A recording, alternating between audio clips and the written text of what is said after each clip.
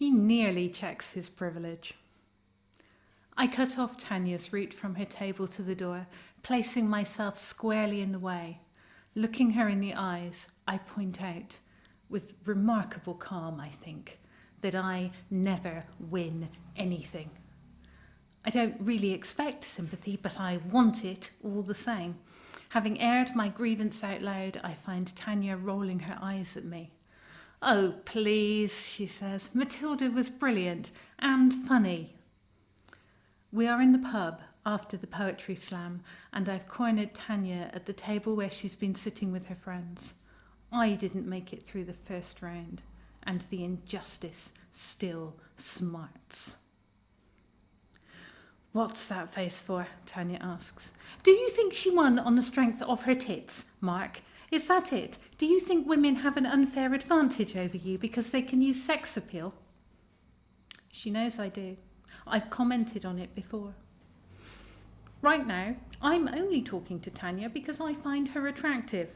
She does nothing for my emotional well-being or my self-confidence. I just wish her mouth spoke to me in the same way her body does.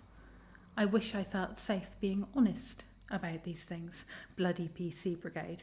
You can't even pinch a girl's bum these days without people making an unreasonable fuss about it. Tanya glowers at me. If only she'd smile. She'd look so much prettier if she smiled more, and I consider pointing this out to her. She launches her attack before I get a chance to comment. Her delivery was exquisite. That pace, that memory. You can't read from your handwritten notes and expect to get the same response as someone who learned their poem. It's a lot of work, learning a whole poem, I say. Yes, it is, Mark, which is why people are reliably impressed by poets who do that stuff. I shake my head and drink my beer. My pain is real. It's just not the sort of pain that audiences respond to.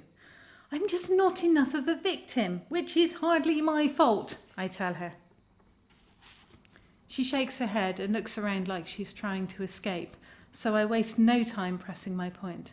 I'm not gay or transgender or ethnic. I didn't grow up poor. I've never been hungry in my life. I've never been addicted to anything or been to prison. So, she says, it's just so much easier to get attention as a poet if you can write about such things. Yeah, wonderful advantage to have had a shit life and use poetry because you can't afford therapy. Right. They lap it up, I point out. Only if it's done well. Or did you forget about the guy last month with the misery porn in forced rhyming couplets? He was bad, I admit, with some glee. I like feeling safe when criticising people, and he was truly awful. And the guy with the poem about homeless people where the whole point was to make himself look good, she says. Also, shitty rhymes. I liked him, but also resented him for getting more attention than me. Appropriating other people's pain for your own benefit isn't cool, Tanya says, looking towards the door again. I've never done that, I remind her. Thankfully, no, she says, but you do write really shit poetry and you urgently need to get over yourself. I am lost for words, which isn't like me. This is a cruel judgment. I don't get the appreciation I deserve. With limited options, I go on the passive-aggressive offensive. In what way? I ask, hoping to embarrass her into shutting up. An expression appears on Tanya's face, and it really isn't pretty. She drops several points on my shaggability scale right there and then. Do you remember the poem you wrote about the woman you went out with a few times, but she didn't want to take it any further? I nod. It is a poignant, reflective piece on the loss of romance from our culture. You managed to be both boring and a bit sexist with that one, and it was really more like a sloppily written short story than a poem. She's wrong, simply. And that one about you being a wolf, which was dull enough the first time, but you've made us sit through it, 5, 6 times now? How could you not like that one? It's one of my most energetic and heartfelt pieces. I am genuinely hurt. And then, she says, apparently warming to her theme, there was that one you did about the woman who only went out with you to make her boyfriend jealous. Only you did it from her perspective, in the most annoying performative female voice, and with more out-of-date gender stereotyping than anyone should be made to listen to ever. She actually shudders. Did that even happen? I may have taken some poetic license, I admit. It didn't really happen. I made it up because I know that sort of thing would happen.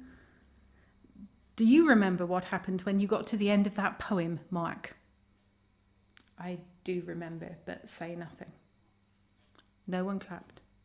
Not a single person. You just stood there, looking confused.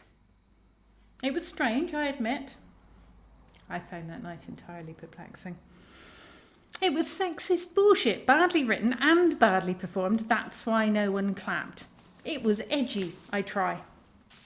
It was crap, she says. This is why you never win anything, Mark. Your poems are crap because you have a shitty outlook and are drowning in self-pity. I huff. Yet another woman who responds badly to my brilliance.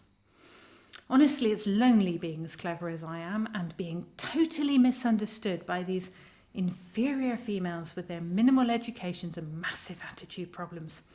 It happens to me a lot. I don't know where you have to go these days to find an appreciative, docile woman who shows some respect. Tanya waves to someone behind me and pushes her way out from behind the table in a really rude way. She flees. I probably intimidated her. I am too edgy and too esoteric for this kind of space, for these people. I started to wonder if the problem was the poetry scene all along, and whether I should try my hand at something else. Where are the people with the wit to recognise my greatness? Are you out there? I long to find you and bask in the pleasure of finally being understood. I just want to be cheered and applauded. I want to win prizes. I want to find a woman who finds me impressive. Is that so much to ask? Oh, Tanya, blessed with perky tits, why do my poems induce fits? Why don't you see from how on high I stoop towards you, how I try to find some good in your small mind, which does not rival your behind? Why do you declare I am no good? I'd check my privilege if I could. If I knew how or what that meant, and especially if it meant that I could get in your pants. I'm going to have to give a bit more thought to finding the final rhyme there, but I feel I've nailed the sentiment.